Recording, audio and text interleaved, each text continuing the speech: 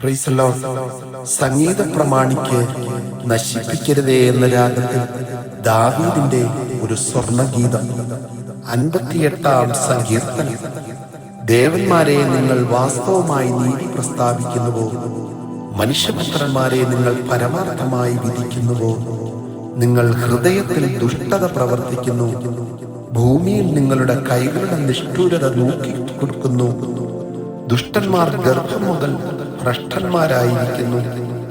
അവർ ജനനം മുതൽ ഭോഷ്ക് പറഞ്ഞ് തെറ്റി നടക്കുന്നു. അവരുടെ വിഷം സർപ്പവിഷം പോലെ, അവർ ചെവിയടഞ്ഞ പൊട്ടയണന പോലെയാകുന്നു. എത്ര സാമർത്ഥ്യത്തോടെ മന്ത്രം ചൊല്ലിയാലും മന്ത്രവാദികളുടെ വാക്ക് അത് കേൾക്കയില്ല. ദൈവമേ, അവരുടെ വായിലെ പല്ലുകളെ തകർക്കണമേ. യഹോവേ, ബാലസിംഹങ്ങളുടെ അണപ്പല്ലുകളെ തകർത്ത് കളയണമേ. ഒഴുകിപ്പോകുന്ന വെള്ളം പോലെ അവർ ഉരുകിപ്പോകട്ടെ. അവൻ തന്റെ അമ്പുകളെ തൊടുക്കുമ്പോൾ അവ ഒടിഞ്ഞു പോയതുപോലെ ആകട്ടെ.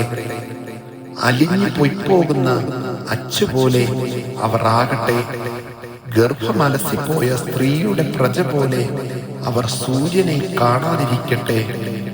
നിങ്ങളുടെ കലങ്ങൾക്ക് മുൾത്തി തട്ടും മുമ്പേ പച്ചയും വെന്തതുമെല്ലാം ഒരുപോലെ അവൻ ചുഴലിക്കാറ്റിനാൽ പാറ്റിക്കളയും.